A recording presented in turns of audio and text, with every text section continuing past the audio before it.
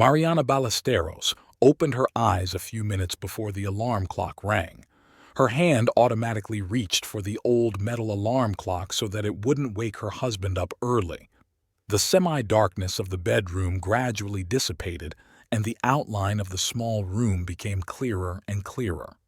Mariana carefully got out of bed, trying not to disturb the sleeping Ricardo. The springs of the old mattress creaked treacherously, but her husband only turned on his other side without waking up. She went into the small kitchen where everything was in its proper place, the kind of order that only a woman who had lived in poverty for years and knew the value of every cup could bring. The worn oilcloth on the table, the 4 chairs, the yellowed curtains on the window, all this was part of their poor but established life.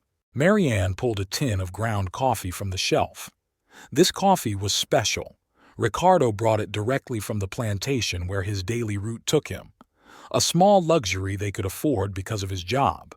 She poured 3 spoonfuls into an old pot and set it on the stove, listening to the familiar hiss of the gas burner. The aroma of freshly brewed coffee gradually filled the small kitchen. Marianne sliced stale bread and arranged the remains of yesterday's cheese on a plate. Breakfast was meager, but they couldn't afford anything else.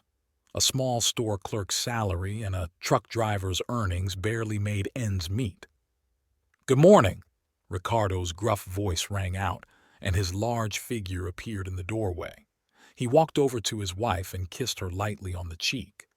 "I was just about to wake you," Mariana replied, pouring coffee into cups. They ate breakfast in the customary silence, broken only by the clinking of spoons against cups and the cries of roosters from the yard. In 10 years of living together, they had learned to understand each other without words. Ricardo was in a hurry. He had to load the car before the sun began to burn particularly hard. "I'm driving a big shipment today," he said, finishing his piece of bread. "Might pay a little more than usual." Marianne nodded, picking up the dishes from the table. She knew her husband's hopes were rarely realized. The plantation owners paid exactly what they thought they should, regardless of the volume of shipments. After Ricardo left, Mariana began to get ready for work. She put on her best dress, faded but still neat, brushed her thick dark hair and gathered it into a simple bundle. The cracked mirror reflected a tired woman whose life had taught her to be content with little. It took 15 minutes to get to the store. Marianne walked through the dusty streets of the town, greeting acquaintances, and acquaintances were almost everyone here. Puerto Ayacucho was so small that any event became public in a matter of hours. Señor Ordóñez's store was located on the main street, if the only paved road in the town could be called the main street. It was a small grocery store where the locals bought everything from matches to rice. "Good morning, Señora Ballesteros." The shopkeeper, Esteban Ordóñez, greeted her, holding out his keys. "A shipment of canned goods should arrive today. See that everything is properly laid out." Mariana set to work. She wiped down the counter, checked the prices on the merchandise, counted the change in the cash register. Gradually, the first customers began to appear. Housewives in a hurry to buy fresh bread, old people who came to buy newspapers, children sent by their parents for small purchases. By noon, Rosario Mendez, her best friend who worked in a neighboring store, came into the store. They agreed to meet after work. Rosario had some news she wanted to share. The day stretched slowly. Mariana mechanically served customers, laid out the goods, wrote something in the office book. Her thoughts kept returning to her husband's words about more pay. Maybe this time they would be lucky enough to buy a new curtain for the kitchen or fix a leaky faucet in the bathroom. After work, she met Rosario and Carmela at a small cafe near the store. They could only afford a cup of herbal tea each, but the main thing wasn't the food. It was the chance to talk. "Have you heard the news?" Rosario began excitedly as soon as they sat down at the shabby table. "They say some important commission from the capital is coming to town. They'll be checking out all the businesses." Maybe they'll finally pay attention to how we're paid, Carmela sighed, stirring the sugar in her tea. Their conversation was interrupted by the sound of a klaxon. It was Ricardo's truck.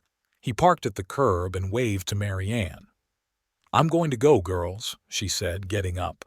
"Ricardo seems to have brought something." Her husband greeted her with a smile and held out a small bundle. "Really paid more today," he said. "I bought you something." In the bundle was a simple but beautiful hair clip. Mariana was touched. Moments like this reminded her of the early days of their marriage, when Ricardo had often given her small gifts. They walked home. Ricardo had left the truck in the company parking lot. The evening air was filled with the smells of jasmine and roasted corn from the neighboring houses.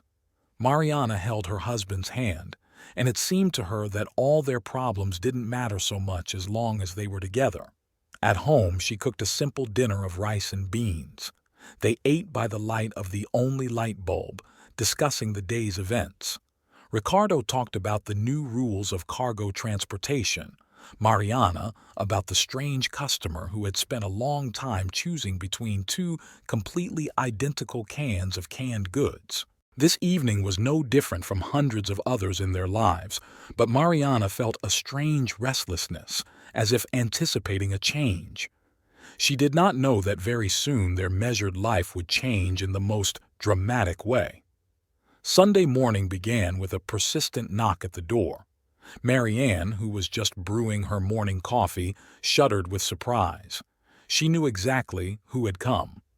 Only a mother-in-law could show up at such an early hour without any thought of propriety.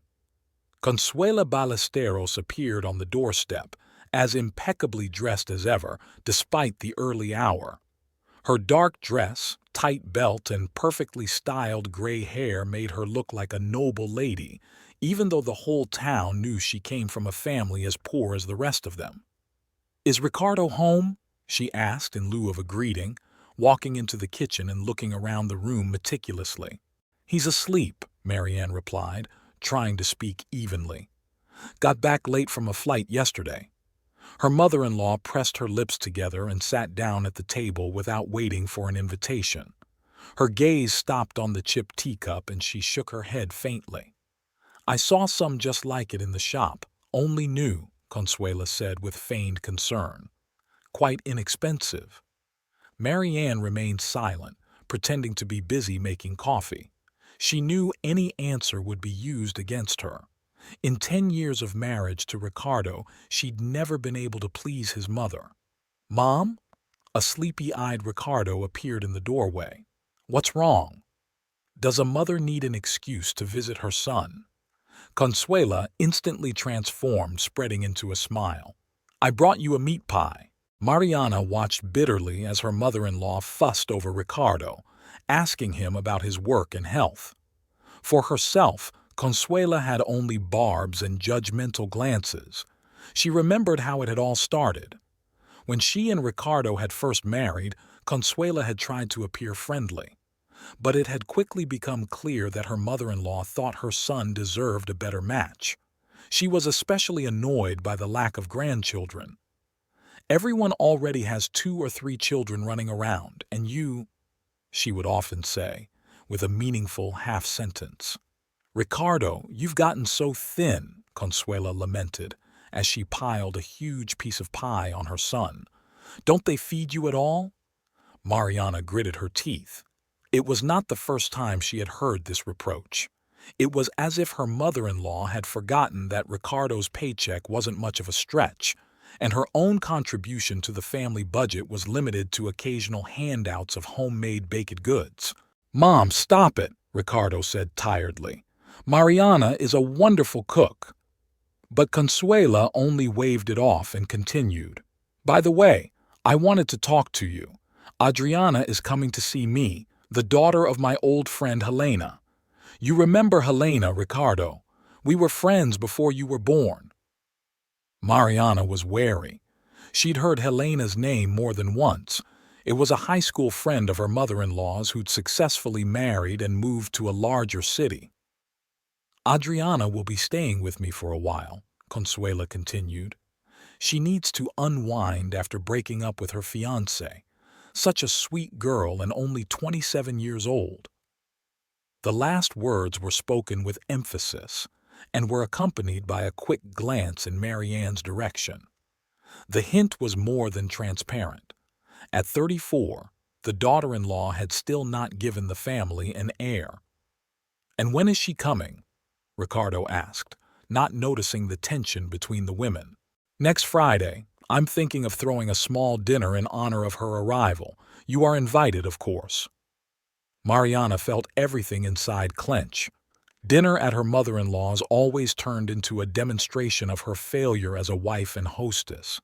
Consuela had a knack for creating the appearance of luxury from even the simplest of foods, and she never missed an opportunity to emphasize the difference between her home and her son's.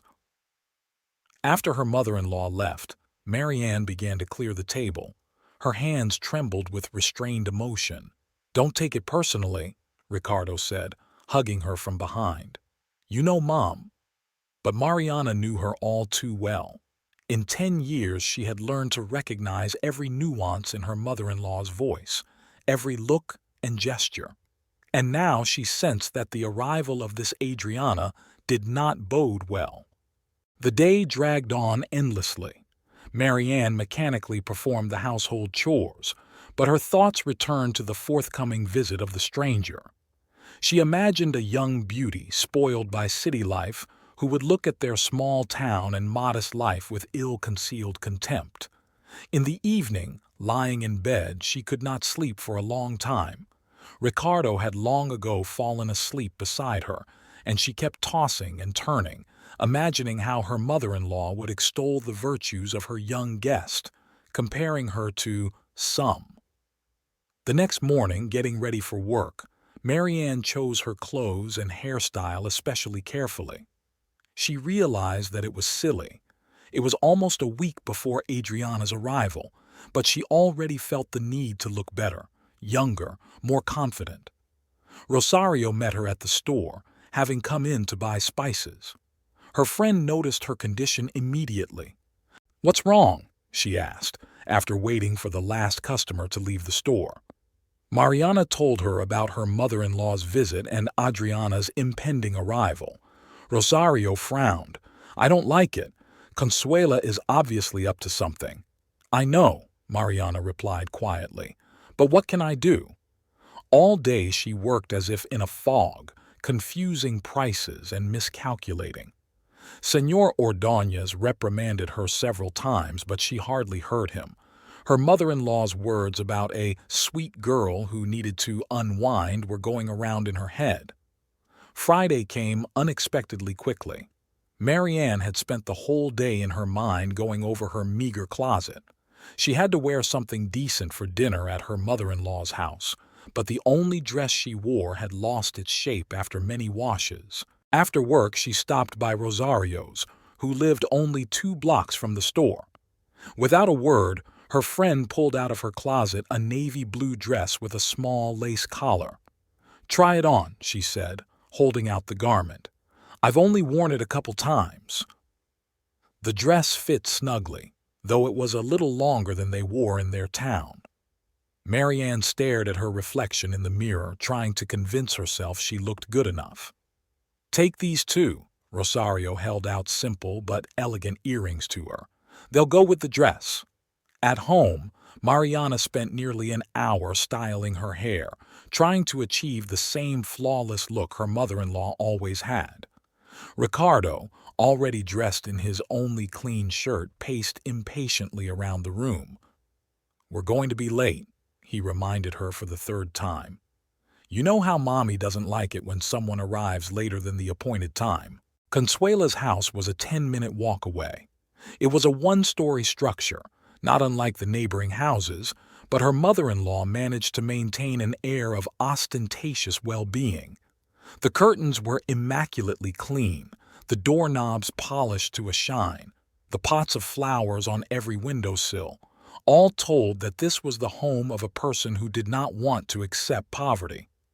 They arrived at 7 o'clock sharp, but they were not the first guests.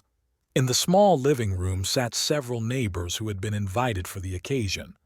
Consuela, dressed in a dark maroon dress which Marianne had never seen before, was bustling about the table. "There you are!" exclaimed the mother-in-law, kissing her son on the cheek. "Adriana, baby, come here. This is my son Ricardo and his wife." A tall, slender girl came out of the kitchen. She wore a light-colored dress that emphasized her tanned skin, and her dark hair was styled in an elaborate hairdo, clearly done at a barber shop. She moved with the grace of someone confident in her attractiveness. "A pleasure," Adriana smiled, extending her hand first to Ricardo and then to Mariana. Her palm was soft and cool, with a perfect manicure. Mariana felt clumsy and provincial next to this girl. Even the dress she had borrowed from Rosario suddenly seemed hopelessly old-fashioned. "Adriana went to a university in the capital," Consuela announced proudly, as if she were talking about her own daughter, "and worked for a major company until she decided to take a break." "Aunt Consuela is exaggerating," Adriana faded modestly, but it was obvious the attention pleased her. "I just decided I needed to pause and think about life." The guests were seated at a table set with her mother-in-law's best dishes. Consuela had done her best. There were stuffed peppers, fried chicken, and even a bottle of imported wine, which she was clearly saving for a special occasion. Mariana sat down next to her husband, but quickly realized that she was at a disadvantage. Adriana sat across from Ricardo and constantly asked him questions about his work, about the city, about local customs. She laughed at his jokes, which Mariana had heard 100 times before, and looked at him with undisguised interest. "How romantic it is to be a driver," Adriana marveled. "Every day new places, new people. In fact, the route is always the same." Mariana tried to intervene, but her words were drowned in the general conversation. Consuela was glowing with pleasure as she watched her guests charm everyone present. She was especially pleased with the attention Adriana was giving Ricardo. Every now and then she would put the girl's best bites on the table and top up the wine. "Adriana will stay with me as long as she wishes," announced her mother-in-law. "This city will do her good to have a break from the hustle and bustle." Mariana noticed Adriana cast a quick glance at Ricardo before replying, "You are so kind, Aunt Consuela. I already feel like I'm going to love it here." Throughout the evening, Mariana felt superfluous. She hardly touched her food, though she usually enjoyed eating her mother-in-law's cooking. Every time she tried to join the conversation, it turned out that the topic had already changed or her remark had gone unnoticed. Ricardo didn't seem to notice anything unusual. He chatted animatedly with Adriana about his work, the local sites, and his plans for the future.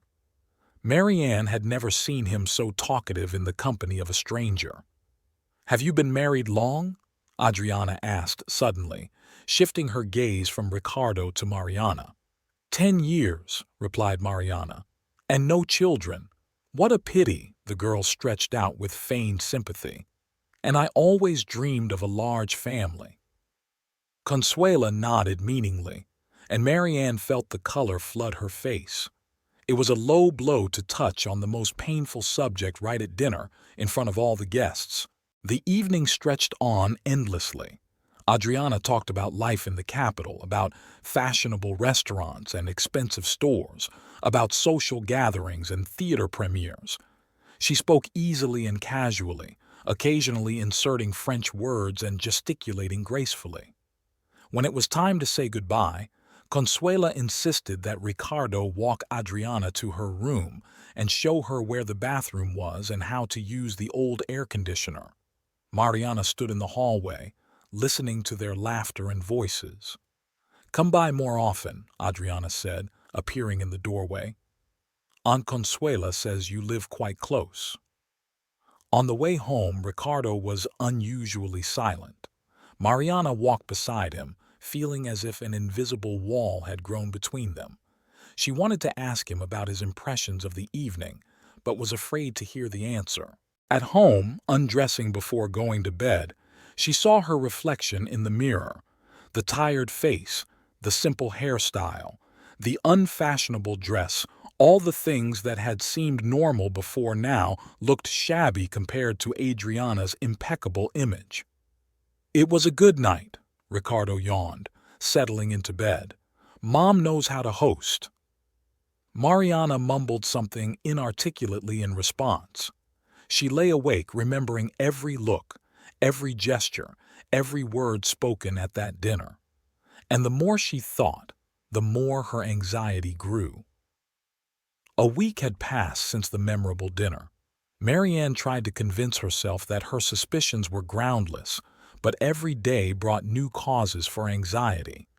Ricardo was staying late after work more often, explaining it with extra flights, but his shirts now smelled not only of gasoline and coffee, but also of some sweet perfume. That morning she woke earlier than usual to the sound of a car pulling up. Looking out the window, Mariana saw Ricardo parking the truck at her mother-in-law's house. He jumped out of the cab and knocked on the door. A minute later, Adriana appeared on the doorstep, dressed in a light morning dress despite the early hour. Marianne recoiled from the window, feeling her heart pounding somewhere in her throat. She heard their muffled voices and laughter, then the sound of a door slamming shut. When she ventured out again, Ricardo was already getting into the car, and Adriana was waving at him from the doorstep. She couldn't swallow a bite of breakfast. Ricardo, as if nothing had happened, drank coffee and talked about the day's work ahead. "Big batch today," he said, spreading butter on the bread.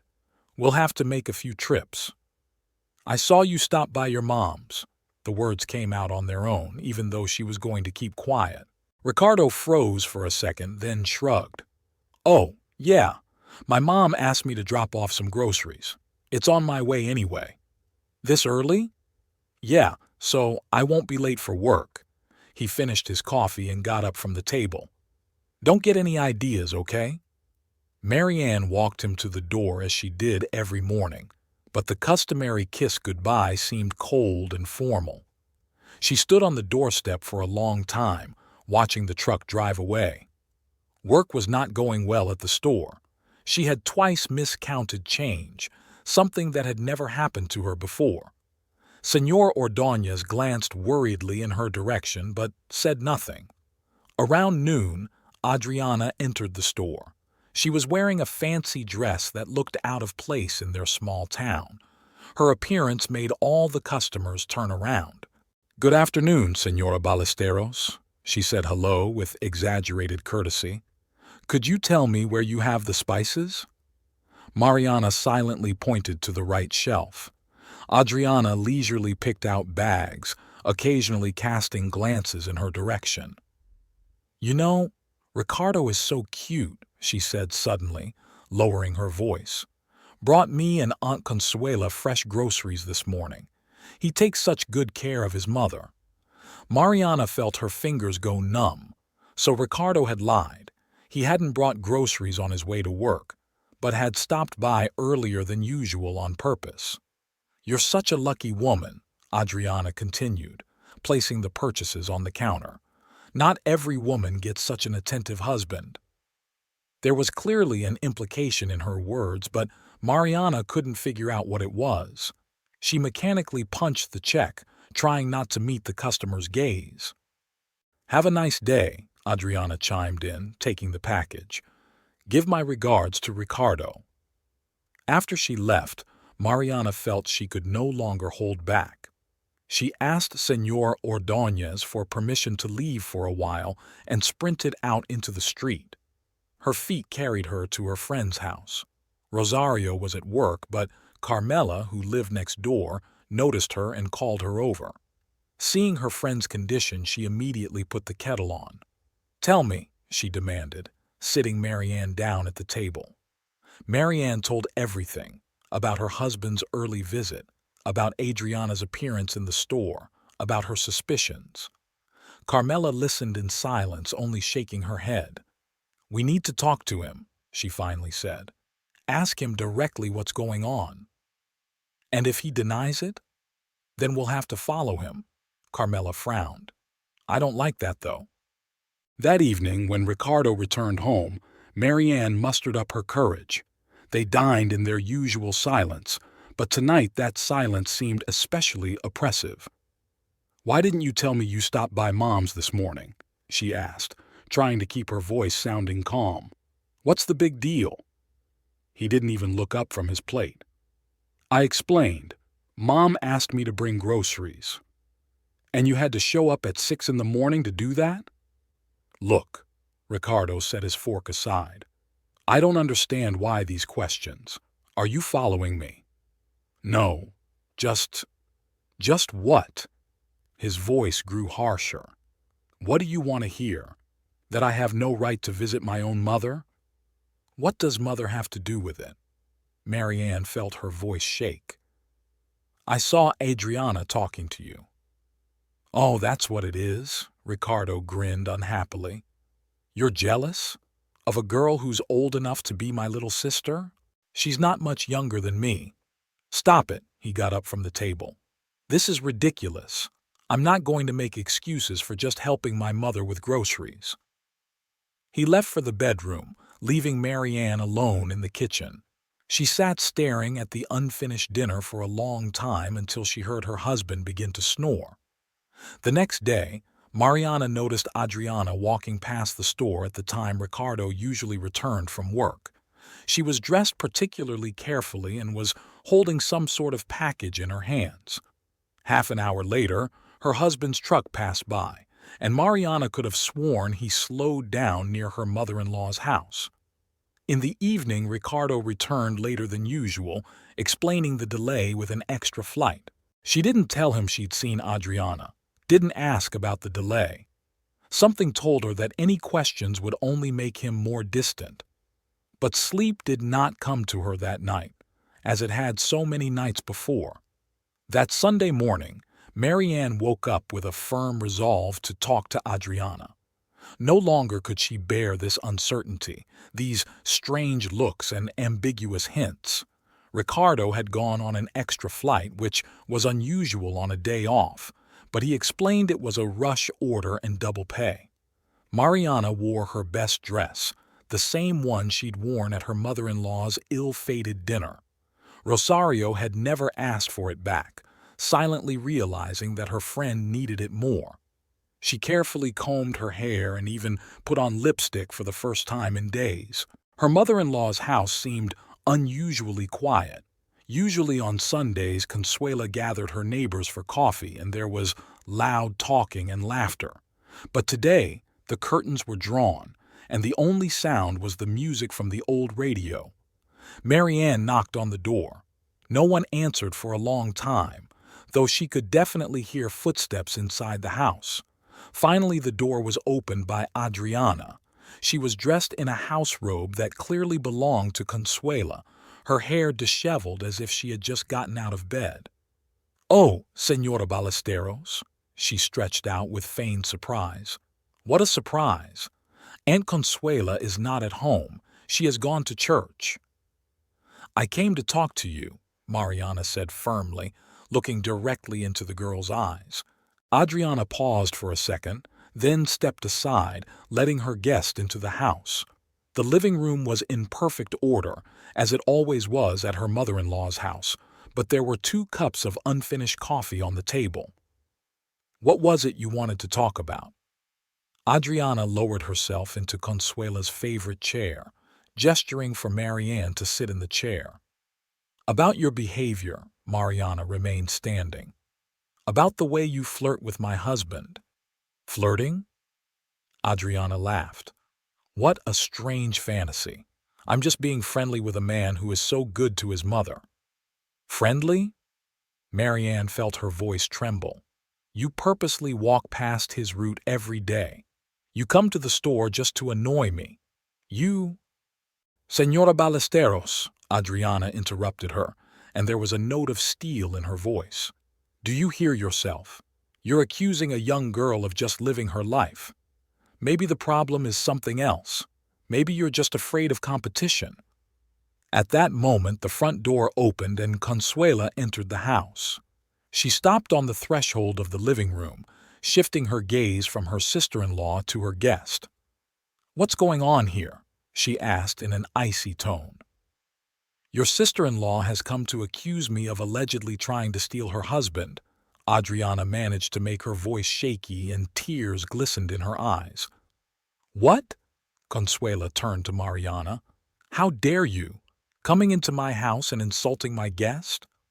"I've seen them together," Mariana began. "Every morning he comes by here." "My son brings his mother's groceries." Mother-in-law's voice rose to a shout. "Or is that forbidden now? Maybe I need to ask your permission to see my own son." Adriana continued to sit in her chair with her head down, but Marianne was ready to swear she noticed a slight chuckle on her lips.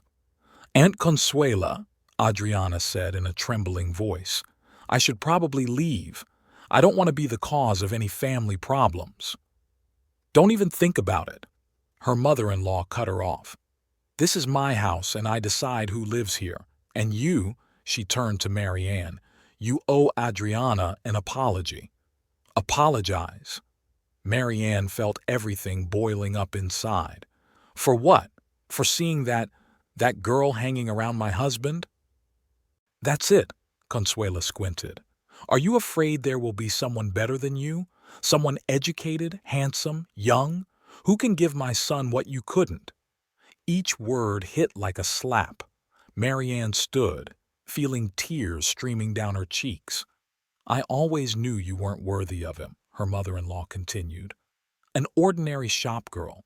You couldn't even bear children, and now you're throwing tantrums over nothing." "Aunt Consuela, please," Adriana interjected. "Don't be like that. I'm sure Senora Ballesteros is just overworked. Maybe she should rest, regain her senses." That condescending tone was the last straw. Marianne turned and ran out of the house, feeling suffocated with resentment and anger. She ran down the street, not seeing the road, until she found herself at Rosario's door. Her friend opened the door and, seeing her condition, silently dragged her into the house. Only there did Mariana give vent to sobs, confusedly recounting what had happened. "They are both against me," she said, swallowing her tears. "The mother-in-law and that snake. They conspired to destroy my family." Rosario put her arm around her friend, stroking her back. "Hush, hush, we'll figure something out. The important thing is not to do anything stupid." "What stupid thing? What can I do?"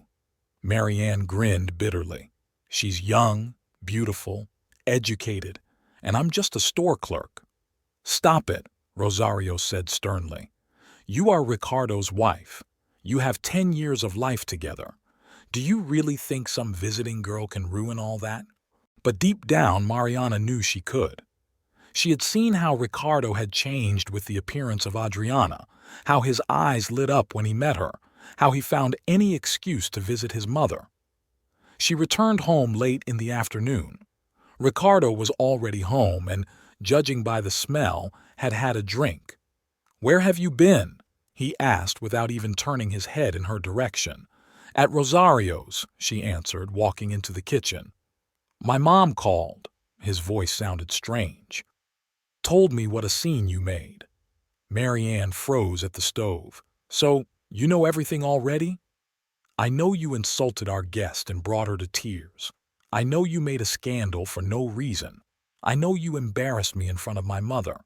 "No occasion." She turned to him. "You think I have no occasion?" But Ricardo had already gotten up and headed for the bedroom, leaving her alone in the kitchen.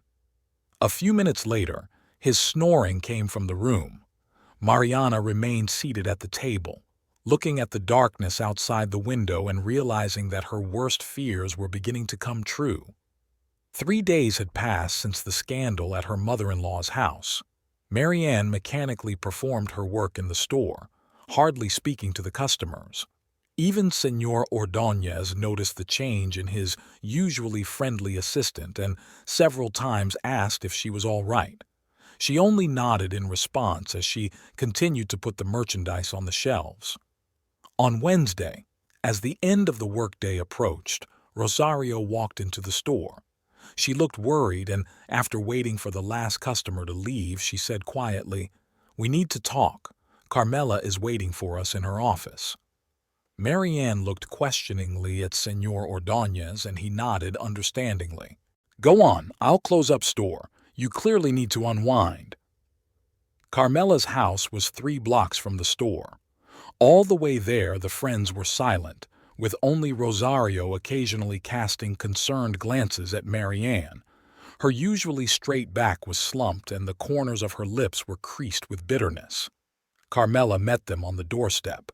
There was already hot tea and fresh scones on the table, a luxury she could afford because her husband worked at the bakery. On any other day, Marianne would have appreciated the gesture, but right now even the smell of fresh baked goods didn't whet her appetite. "I saw them today," Carmela began without preamble once they were seated at the table.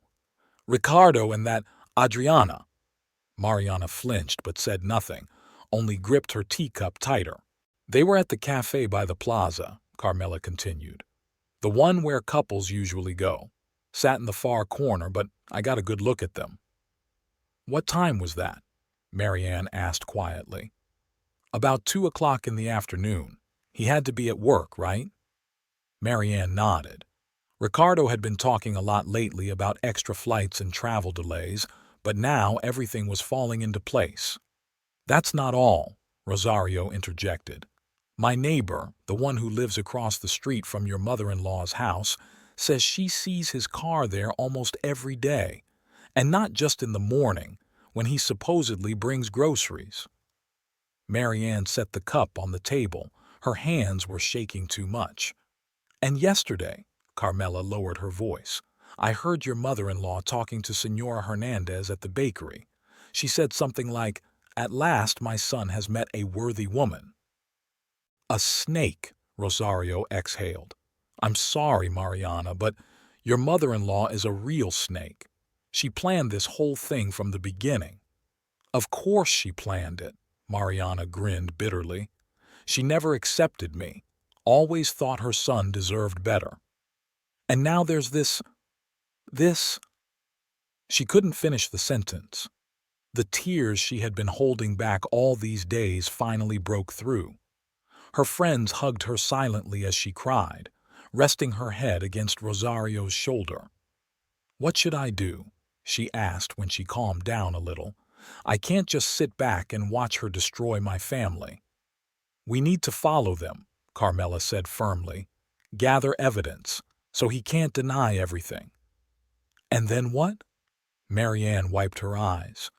"What am I going to do with that evidence?" "We'll decide later." Rosario stroked her friend's arm. "The important thing is to find out the truth, the whole truth." They discussed the plan of action at length. Carmela, whose house was not far from Ricardo's main route, volunteered to follow his movements. Rosario, who worked in a shop across the street from the cafe, promised to keep an eye on the place. "And you," she told Mariana, "act as usual. Don't show that you suspect anything. Let them think you've come to terms after that scandal." Returning home, Marianne found the house empty. On the table was a note written in Ricardo's familiar handwriting. "I'll be late. Don't wait up with dinner." She sank slowly into a chair, smoothing the crumpled sheet. Notes like this used to mean extra work and thus extra money to their meager budget. Now every word felt like a lie.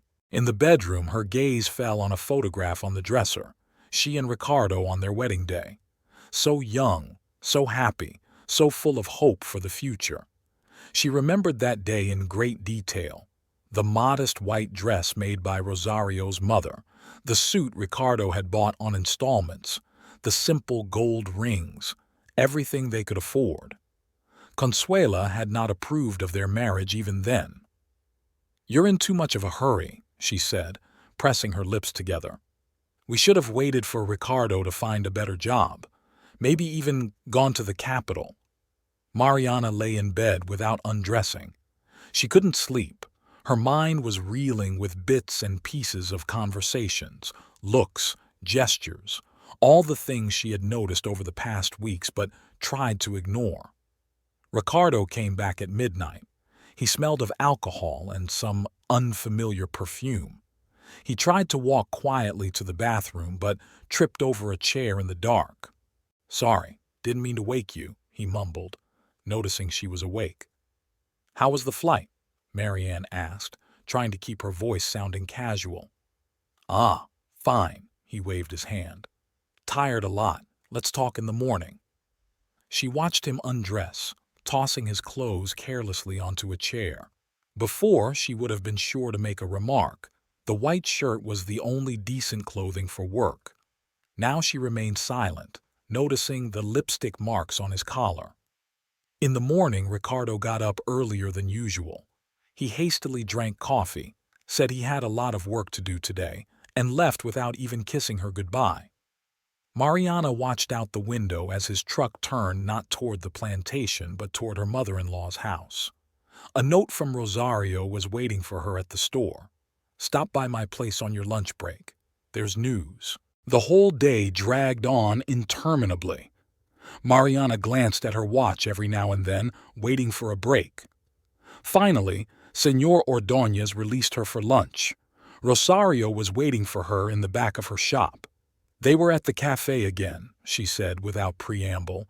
Sat there for over an hour. She kept laughing and touching his hand. And then he kissed her, right there in front of everyone. Marianne felt the ground go from under her feet. It was one thing to suspect, and quite another to have her fears confirmed. "What are you going to do?" Rosario asked, hugging her friend. "I don't know," Marianne answered honestly. "Really, I don't know." After talking to Rosario, Mariana couldn't concentrate on her work. Her hands automatically punched checks and laid out merchandise, but her thoughts were far away. In front of her eyes was a picture of Ricardo kissing Adriana in the very cafe where they had once met during their courtship. At 5 o'clock, when her workday usually ended, Señor Ordóñez himself approached her. "Go home, Mariana. I can see you're not yourself today." But she didn't go home. Instead, she headed toward her mother-in-law's house, trying to stay in the shadows of the houses. Her heart was pounding so hard she thought passers-by could hear it. Consuela's house stood quiet, with the curtains drawn. Mariana knew that at this time her mother-in-law usually went to her sister's house to play cards, a tradition she hadn't broken in years. So Adriana must be alone. She lurked behind an old tree that grew in front of the house. Time stretched agonizingly slow. The sun was slowly slipping toward dusk, coloring the dusty streets orange.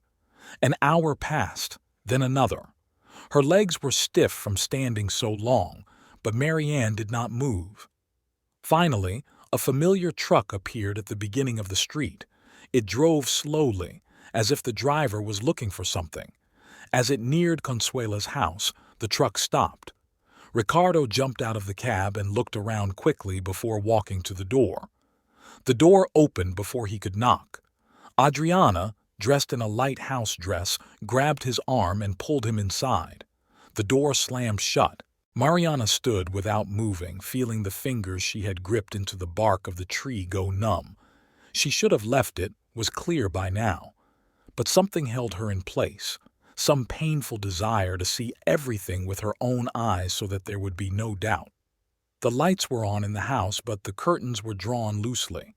Marianne moved slowly along the fence until she was at the living room window. Through the gap between the curtains she could see part of the room. Ricardo was sitting in his mother-in-law's chair, and Adriana was nestled on his armrest. She said something, playing with his collar, and he laughed as lightly and carefree as he hadn't laughed at home in a long time. Then he drew her to him, and they began to kiss. Marianne recoiled from the window, pressing her hand to her mouth to keep from screaming. She ran away, unable to see the road, bumping into passers-by. Tears filled her eyes and the streets blurred into a hazy haze. Her feet brought her to Rosario's house. Her friend, seeing her condition, silently dragged her into the house and locked the door. Only then did Mariana allow herself to burst into tears in her voice. "I saw them," she squeezed out between sobs. At my mother's house. They didn't even try to hide. Rosario put her arms around her, stroked her back, whispered some comforting words, but Mariana almost didn't hear them. The same picture stood before her eyes, Ricardo and Adriana in each other's arms, in her mother-in-law's chair, in her house. "Stay at my place," Rosario said firmly when Mariana had calmed down a little. "Don't come home tonight. But he'll be looking for me." "Let him look for you," her friend's voice had steel in it. "Let him worry, not knowing where you are or what you know." Marianne didn't find the strength to argue. Rosario made her drink hot tea with herbs, gave her her nightgown, and made her bed in the small guest room. "What about your husband?" Marianne asked. "He's on the night shift," Rosario waved her off. "Even if he wasn't, you know Pablo, he'll understand." The night dragged on endlessly. Mariana lay awake listening to the clock ticking in the next room. Sometime after midnight she heard a car stop in the street. Then there was a knock at the door. "Mariana!" Ricardo's voice was hoarse. "I know you're here. Open up!" Rosario slipped out of her room and put her finger to her lips. They sat in the dark, listening to Ricardo continue to knock and call for his wife. "Stop making noise!" shouted one of the neighbors. "People are asleep." The knocking stopped. The sound of the engine starting was heard, and the car drove off. "You see," Rosario whispered, "he's afraid of publicity, afraid the neighbors will find out." Mariana nodded, feeling strangely devastated. The man she had loved for 10 years, with whom she had shared everything, joys and sorrows, poverty and rare holidays, had turned into a stranger, capable of lies and betrayal. In the morning she awoke shattered. Her head ached, her eyes swollen with tears. Rosario made her eat and helped her clean up. "What are you going to do now?" her friend asked. Mariana shook her head. "I don't know. I need to go home, pack my things." "Don't go alone," Rosario frowned. "I'll take the landlady's day off and come with you." They waited until Ricardo left for work. His truck rumbled down the street around 7 in the morning as usual, toward his mother-in-law's house. Mariana cringed as she pictured Adriana greeting him with a fresh cup of coffee. The house greeted them with an unaccustomed silence. There was an untouched cup of coffee on the kitchen table. Apparently Ricardo hadn't even come home. The bed was crumpled. He had obviously spent some time here before going in search of his wife. Mariana mechanically began to pack her things. They were surprisingly few. A few dresses, underwear, shoes. Her whole life fit into one bag. "Where will you go?" Rosario asked, watching her friend put things away. "To your place, if you'll let me. At least, for the first while." "Of course," Rosario hugged her. "As long as it takes." They were about to leave when the front door swung open. Ricardo stood on the threshold, disheveled, red-eyed, in a crumpled shirt. "I knew you'd come for your things," he said gruffly. Mariana froze with her bag in her hands. Rosario stepped between them. "Let her pass, Ricardo." "This is none of your business, Rosario." He stepped into the house. "This is between me and my wife." "Wife?" Mariana was surprised at how calm her voice sounded. "The one you kiss at your mother's house? Or the one you meet at the cafe?" Ricardo turned pale. "Were you following me?" "I didn't have to. The whole town sees you having an affair with that girl." He ran his hand over his face. "Look, it's not what you think." "No, it's exactly what I think." Marianne took a step toward the door. "And that's all I need to know. Where are you going to go? You have no one. Better no one than a traitor and a liar." The first days at Rosario's house passed like a blur. Mariana continued to go to work, mechanically performing her duties, but inside there was a complete emptiness. In the evenings she sat in the small guest room, staring at the wall and trying to realize how her life could have changed so drastically. Pablo, Rosario's husband, turned out to be surprisingly understanding. He worked the night shift at the bakery and was hardly ever home during the day. But when he crossed paths with Mariana, he always had a kind word for her.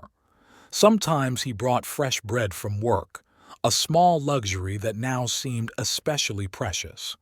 Ricardo drove to Rosario's house several times. He honked, knocked on the door, asked to talk. Once he even brought flowers, a pathetic bunch of wildflowers that stood on the porch until morning. Mariana wouldn't come out, and Rosario resolutely drove him away. "Go away, Ricardo. She needs time." In the store, Señor Ordóñez delicately asked no questions. Though news spread quickly in the small town, he only began to let her go early more often and sometimes left a bag of groceries on the counter, something that might spoil by tomorrow. One morning, as Marianne was wiping down the counter, her mother-in-law walked into the store. Consuela looked as impeccable as ever. Strict dark dress, neat hair, not a single wrinkle in her collar. "So this is what you do to my son?" she began without preamble. "Abandoning him, shaming him in front of the whole town?" Marianne continued to wipe the counter as if she hadn't heard the words. Her hands only trembled slightly. "He can't find a place for himself," the mother-in-law continued. "Almost doesn't eat, doesn't sleep well. All because of your silly fantasies." "Fantasies?" Marianne finally looked up. "You call fantasies what I saw with my own eyes. In your house, in your chair." Consuela was confused for a moment, but quickly pulled herself together. "You've got it all wrong. Adriana is a sweet girl. She's just friendly with everyone. Especially with married men." Marianne felt a wave of anger rising inside. "In your chair, in your house. And you organized all this, didn't you? Purposely invited her to ruin my marriage." "Don't be silly," Consuela pressed her lips together. "I just wanted my son to be happy, so he could have a real family, children." "Get out," Mariana said quietly. "Get out of the store before I say too much." Her mother-in-law straightened up as if she had swallowed a stick. "Well, I can see it's useless to talk to you. But remember, it's all your own fault. Your coldness, your inability to create a family." Fortunately, at that moment customers entered the store and Consuela had to leave. Mariana stood behind the counter for the rest of the day, mechanically serving customers, and in the evening, returning to Rosario's house, cried. "She's right," she sobbed. "I couldn't give him children. I couldn't be a good wife." "Stop it." Rosario hugged her friend tightly. "It's not your fault at all. They've all, your husband, your mother-in-law, and that trashy Adriana, they've all done despicable things. But you don't give up. You're stronger than you think." That night Marianne could not sleep for a long time. She lay in the dark, remembering her life with Ricardo. Their first meeting in the town square, where he was dropping off fruit for the market. Their modest wedding, at which her mother-in-law had sat sour-faced. The first years of marriage when they were so happy despite their poverty. The next day stretched on endlessly. Around noon, Carmela came into the store with the news. "Did you know that your husband now spends every night at his mother's house? They have family dinners there. Him, Adriana, and Consuela. It's like they're already a family."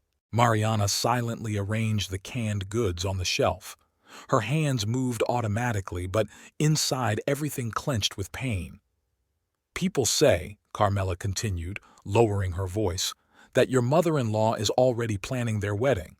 As soon as you get divorced—" "That's enough," Marianne cut her off sharply. "I don't want to hear it." In the evening she sat for a long time in the little courtyard behind Rosario's house. Pablo had hung a hammock there between two old trees, and now she often spent time there, looking at the stars and thinking about her life. "You know," Rosario told her, taking a seat next to her, "maybe it's for the best. You deserve better than to live with a man who can betray you like that." "Better?" Marianne grinned bitterly. "I'm 34 years old. I have no children, no home, nothing of my own. What's the best? You have us, Rosario said firmly. And you have yourself. That's what matters most. Friday evening was unusually sweltering for this time of year. Mariana was returning from work when she noticed an unusual commotion outside her house.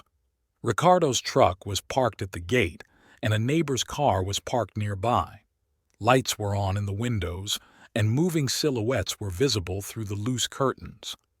She stopped at the street corner, clutching the shopping bag she'd made after work, a bag of bread and some vegetables for Rosario. An inner voice told her to leave, to go back to her friend's house, but something made her move toward the house. The front door was unlocked. From the kitchen came loud voices and the clinking of dishes. Mariana walked slowly down the hallway, which now seemed foreign even though she had lived here for 10 years. At the table sat Ricardo, Adriana, Consuela, and two neighbors, an elderly Hernandez couple. There were plates of food, a bottle of wine, and even a vase of flowers, a luxury that was rare here. Adriana was the first to notice Mariana's appearance. She was sitting in the landlady's seat wearing a new light-colored dress that contrasted sharply with the simple furnishings of the kitchen. A gold chain glittered around her neck. Mariana recognized the gift Ricardo had given her for their 5th wedding anniversary. "Oh, what a surprise!" Adriana stretched out with feigned surprise. "We weren't expecting guests." Ricardo flinched and turned around. His face turned pale, but he quickly pulled himself together. "Mariana, I didn't think you would come." "To my own home?" Her voice sounded unexpectedly calm. "I see you're settling in quite nicely." Consuela pressed her lips together. "We're just having a family dinner, since you've decided to leave your home." "Family?" Marianne slowly looked around the gathering. "And how long has this person been part of the family?" Senora Hernandez coughed nervously. "Perhaps we should leave." No, stay." Mariana stepped toward the table. "Witness how a woman who was sheltered by her mother-in-law destroyed a family, how she stole her husband, her home, and even her jewelry." Adriana touched the necklace machine. "It was a gift from Ricardo. He wanted it himself." "Of course he wanted it." Mariana felt a wave of rage rising inside. "And you, dear mother-in-law, must be very pleased, finally rid of an unwanted daughter-in-law." "Don't you dare talk to my mother like that." Ricardo got up from the table.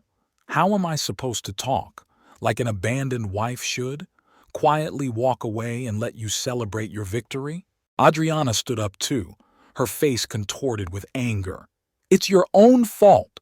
You couldn't hold on to your husband. You couldn't bear children." Adriana then grabbed a plate of dinner from the table and threw it in the direction of her rival. Mariana barely had time to dodge as the plate shattered against the wall, splattering her new dress with gravy. "Here's your farewell dinner," Adriana shouted, grabbing the next plate and throwing it at Marianne. Consuela, instead of stopping this outrage, clapped her hands happily. It was high time to put her in her place. The Hernandez couple watched in horror. Senor Hernandez tried to get between the women but was elbowed in the side by Adriana, who had already grabbed a glass of wine. "Stop it!" Ricardo shouted, but his voice was drowned out by the clinking of crashing dishes. Red wine spilled over Mariana's white blouse. She felt tears streaming down her cheeks, not from pain or fear, but from pure, undiluted rage. "You," she turned to her husband, "you let this happen? In our home?" "It's not your home anymore," Consuela interjected. "You left on your own. And Adriana, she knows how to create real family coziness." "Yes, I can see that coziness." Mariana circled her hand around the trashed kitchen. "A beautiful family, the unfaithful husband, his mistress, and the mother who organized it all." Senora Hernandez finally found her voice. "Let's go, Mariana. This is all. It's not good." But it was as if Mariana had not heard her. She was looking at Ricardo, who stood with his head down, not daring to meet her gaze. "You know what?" she said quietly. "You deserve them both. And your mother, who always wanted to run your life. And that woman who thinks she can just come in and take someone else's." She turned toward the door, but stopped on the threshold. "I'll pick up the rest of your things tomorrow. And don't worry, I won't interfere with your happiness." Consuela shouted something after her, but Mary Ann was no longer listening. She walked down the dark street, feeling the evening wind chill her wine-wet blouse. There was only one thought running through her mind. They would pay for this humiliation. All three of them. Rosario gasped when she saw her on the doorstep. "My God, what happened?" "They threw a party." Mariana sank into a chair. "In my house, at my table. That cunt even wore my jewelry." She briefly recounted what had happened. Rosario listened in silence, only shaking her head. "And you know what?"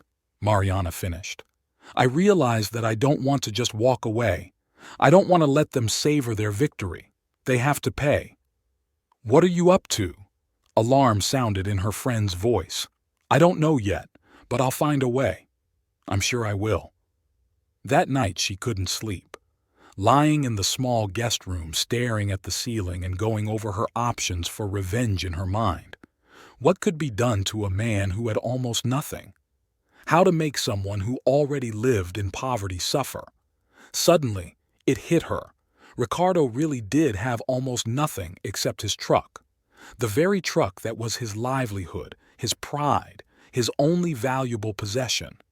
Without the truck, he couldn't work, couldn't support his new family. For the first time in many days, Mary Ann smiled. A plan began to form in her head as simple and brutal as betrayal itself. The store that morning was unusually crowded with customers.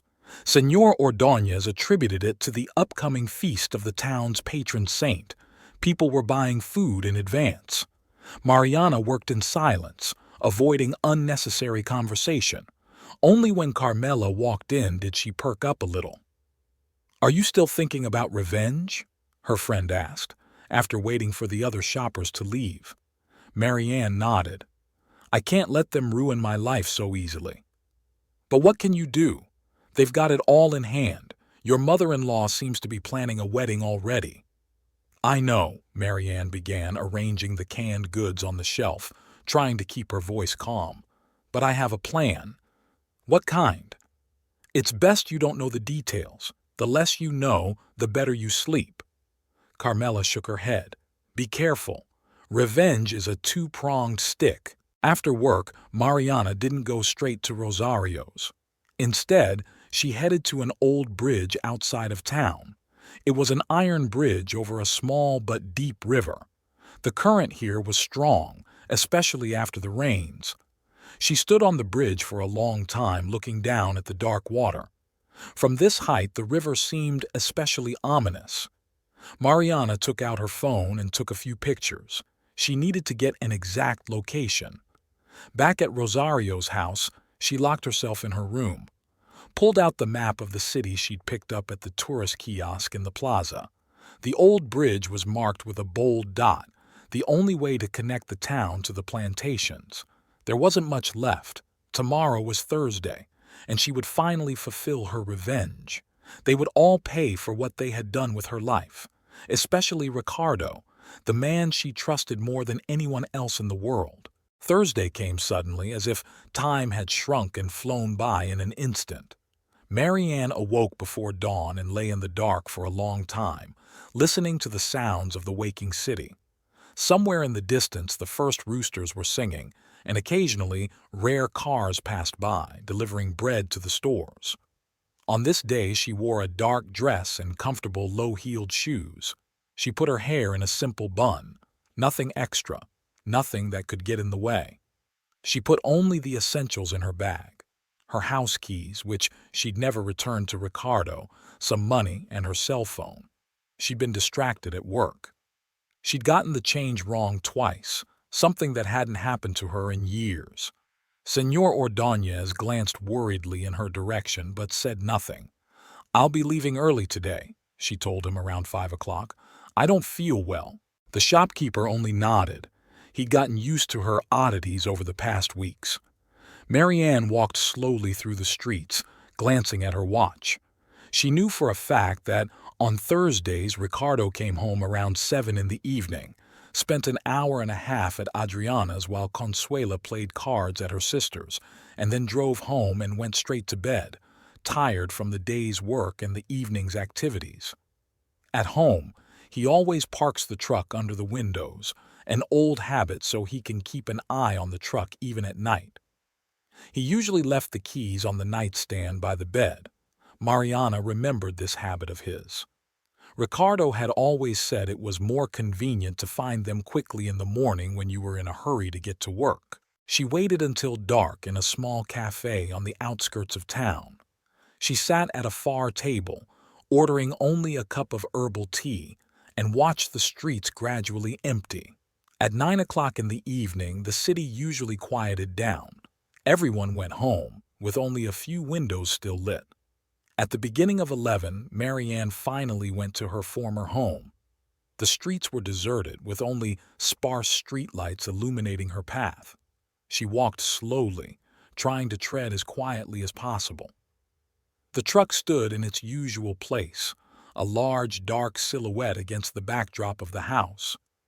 Marianne stopped in the shadow of a neighboring building, watching. The windows were dark. That meant Ricardo was already asleep. He always fell asleep quickly, especially if he worked hard during the day. She waited another 15 minutes, listening to the silence of the night.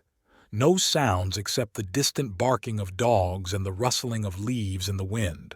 Slowly, trying not to make the slightest noise, she walked to the door of the house. The key turned soundlessly in the lock. Marianne had recently oiled it as if she were preparing for this night. She slipped inside like a shadow. The house smelled of coffee and some unfamiliar perfume. Apparently, Adriana had been here tonight. The bedroom was at the end of the hallway. The door was ajar, and Mariana could hear the steady breathing of Ricardo sleeping. She knew those sounds by heart. 10 years of living together had taught her to recognize his every breath. The nightstand stood by the bed. Marianne reached out slowly. The keys were exactly where she'd expected them to be. The metal was cool to the touch. She lifted the bundle carefully, careful not to let the keys jingle. Ricardo moved in his sleep, and she froze. But he only turned on his other side, mumbling something unintelligible. Mariana crept to the door, keeping her eyes on the bed. Once out of the house, she shut the door tightly, and only then allowed herself to catch her breath. The first part of the plan had succeeded. Now she had to act quickly. The truck started the first time. Ricardo always kept it in perfect condition. The engine ran quietly, almost inaudible. Mariana drove slowly away from the house, without turning on the headlights. Only at the turn she turned on the low beam. It was too dangerous to drive in total darkness. The road to the bridge was deserted. Marianne drove slowly, obeying all the rules. The last thing she needed now was to attract the attention of the occasional police patrol. She knew the route exactly, every turn, every pothole in the road. The old bridge showed up ahead, a dark iron structure against the night sky. Marianne stopped the truck at the entrance and got out to look around once more. There was no one. Only the sound of the river broke the silence of the night. She got back in the cab and steered the truck toward the bridge. She put the truck in neutral, depressed the clutch. The truck rolled slowly forward. When the front wheels were at the very edge of the bridge, Marianne jumped out of the cab. The truck continued on, picking up speed. Marianne pulled out her cell phone and started filming. The truck reached the middle of the bridge, hovered in the air for a moment, and then plummeted downward. The splash of water echoed around the neighborhood. She walked over to the railing and looked down. The last air bubbles were slowly disappearing into the dark water. The current was strong here. By morning, the car would be carried far down the river. Marianne watched the video on her phone. The quality wasn't very good. Night footage is always dark. But the main thing was clear. Ricardo's truck was falling off the bridge into the river. She sent the video to her husband's number, adding a short message. "This is for you, for everything." The return trip took almost an hour. She walked, keeping to the shade of the trees. Her mind was empty, as if all emotion had been left there on the bridge, along with the sinking truck.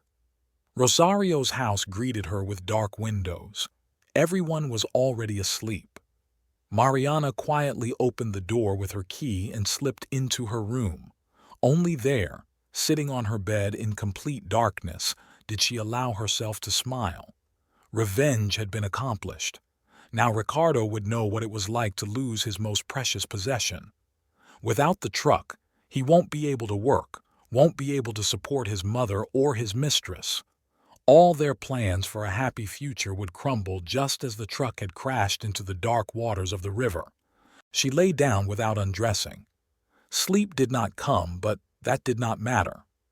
Marianne lay staring at the ceiling, imagining how Ricardo would wake up in the morning and find it missing, how he would look for the keys, how he would go outside and not find the car. And then he'd see the message on his cell phone. It's starting to get light outside the window. Somewhere in the distance, the first sounds of the waking city could be heard. Soon everyone would know what had happened. The news of the missing truck would spread through the city in a matter of hours. All news travels fast here. Mariana knew Ricardo would come running to her. He would yell, threaten, maybe even cry. But it didn't matter. She had accomplished her revenge, and now she could watch in peace as his world crumbled just as he had destroyed her life. The morning began with screams. Marianne was lying in bed when she heard the front door slam and then heavy footsteps rumbling through the house. She knew this moment was coming, and she was ready for it. "Where is she?" Ricardo's voice sounded hoarse, as if he'd been screaming for a long time. "Mariana!"